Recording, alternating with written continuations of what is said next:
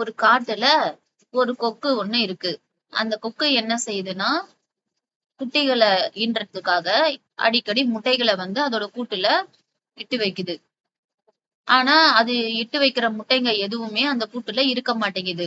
அந்த கொக்குக்கு ஒரே குழப்பம். என்ன நம்ம முட்டை எப்ப போட்டு வச்சாலும் அதுல இருந்து நம்மளுக்கு குட்டி வரவே மாட்டேங்குது.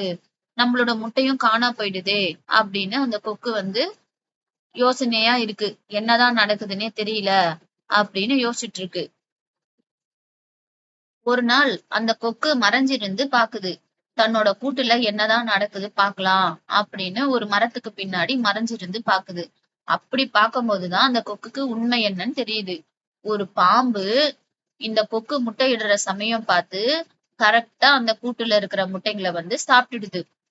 இத பார்த்த கொக்குக்கு மிகவும் கஷ்டமாயிடுது. ஓஹோ! நம்ம முட்டைகள் எல்லாம் இந்த பாம்பு தான் அடிக்கடி வந்து சாப்பிட்டுடுது போல. அதனாலதான் நம்ம கூட்டுல முட்டைய காணோம் அப்படின்ற மாதிரி உண்மை இப்பதான் அந்த கொக்குக்கு தெரியுது. கூடுல தன்னோட முட்டைகளை காணோம் அப்படிங்க பார்த்த கொக்குக்கு ரொம்ப கஷ்டமாகி அழ ஆரம்பிச்சிடுது. நம்ம எவ்வளவு கஷ்டப்பட்டு முட்டைங்களை இட்டு வைக்கிறோம். ஆனா இந்த பாம்பு ஈஸியா வந்து சாப்பிட்டுட்டு போயிடுதே. நம்ம இதுக்கு என்னதான் பண்றதுன்னு தெரியாம இந்த கொக்கு அழ ஆரம்பிச்சிடுது. இந்த கொக்குக்கு என்ன பண்றதுன்னே தெரியல. அந்த கொக்குக்கு நண்டு நண்பன் ஒருத்தர் இருக்காரு. அந்த நண்டு நண்பன் கிட்ட போய் தன்னோட கவலைய சொல்லுது. இந்த மாதிரி நான் முட்டைய எப்ப போட்டு வச்சாலும் இந்த பாம்பு வந்து என்னோட முட்டைகளை எல்லாம் சாப்பிட்டுடுது. என்னால வந்து எனக்கு என்னோட கொக்கு குஞ்சுகளை காப்பாத்தவே முடியல. நான் என்ன செய்யறதுன்னே எனக்கு தெரியல அப்படின்னு. நம்மளும் நம்ம ஃப்ரெண்ட்ஸ் கிட்ட ஏதாவது ஷேர் பண்ணுவோம் இல்லையா? அந்த மாதிரி அந்த கொக்கோ தன்னோட நண்டு நண்பன் கிட்ட தன்னோட கஷ்டத்த சொல்லுது. அப்போ நண்டு யோசிக்குது. பாவம் இந்த கொக்கு இவ்வளவு கஷ்டமா வந்து சொல்லுதே. நமக்கு இந்த கொக்குக்கு ஏதாவது ஒரு ஐடியா கொடுக்கலாம். அந்த பாம்பை எப்படியாவது நம்ம சாகடிக்கணும் அப்படின்னு இந்த கொக்கு கிட்ட நண்டு ஒரு பிளான யோசிச்சு சொல்லுது. அந்த நண்டு நண்பன் கொக்கு கிட்ட சொன்ன பிளான் என்ன அப்படின்னா, செத்து போன மீன்கள் இருக்கு இல்லையா?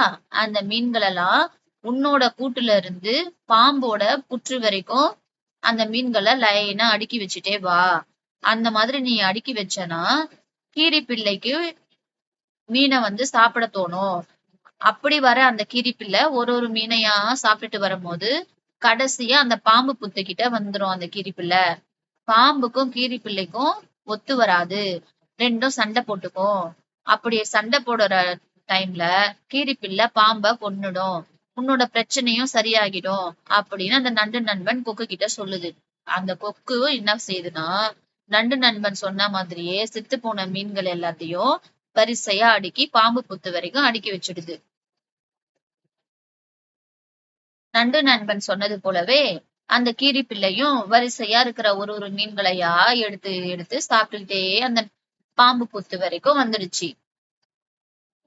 கடைசியா அந்த பாம்புக்கு புத்துக்கிட்ட வந்ததும் பாம்பும் கீரி பிள்ளைக்கும் சண்டை போட ஆரம்பிச்சுட்டாங்க ரெண்டு பேரும். ஏன்னா பாம்புக்கும் கீரி பிள்ளைக்கும் ஒத்து வராது. ரெண்டுமே எதிரிகள்.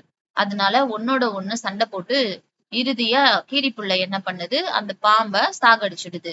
இப்ப நண்டு நண்பன் சொன்னது போலவே நடந்ததுனால அந்த கொக்குக்கு இந்த பாம்போட தொல்லை வந்து இல்லாம போயிடுது. இந்த கதையில இருந்து நம்ம என்ன தெரிஞ்சுக்கிறோம் குழந்தைகளா? இந்த கொக்கு அதோட குஞ்சுகளை ஈன்றெடுக்கிறதுக்காக முட்டைகளை ஈன்று வைக்குது. ஆனா இந்த பாம்பு என்ன செய்யுது? கொக்குக்கு தெரியாம திருட்டுத்தனமா அதோட கூண்டுக்கு போய் அந்த முட்டைகள் எல்லாம் சாப்பிட்டுடுது. அப்ப என்ன அர்த்தம்? இந்த பாம்பு திருட்டு வேலை பாக்குதுன்னு அர்த்தம். எப்பவுமே திருடி சாப்பிடுறது வந்து ரொம்ப கெட்ட பழக்கம். நேர்மையா இருக்கணும் நம்ம அப்படிங்கிறதுதான் இந்த கதையோட நீதி. இந்த பாம்பு போல திருட்டுத்தனமா வஞ்சகமா போயிட்டு நம்ம சாப்பிடக்கூடாது. நேர்மையா இருக்கணும் அப்படிங்கிறதுதான் இந்த கதையோட நீதி. என்ன குழந்தைகளா, இந்த கதை உங்களுக்கு பிடிச்சிருக்கா? பிடிச்சிருந்துச்சுன்னா எங்க சேனலை லைக் பண்ணுங்க, ஷேர் பண்ணுங்க, சப்ஸ்கிரைப் பண்ணுங்க. தேங்க்யூ.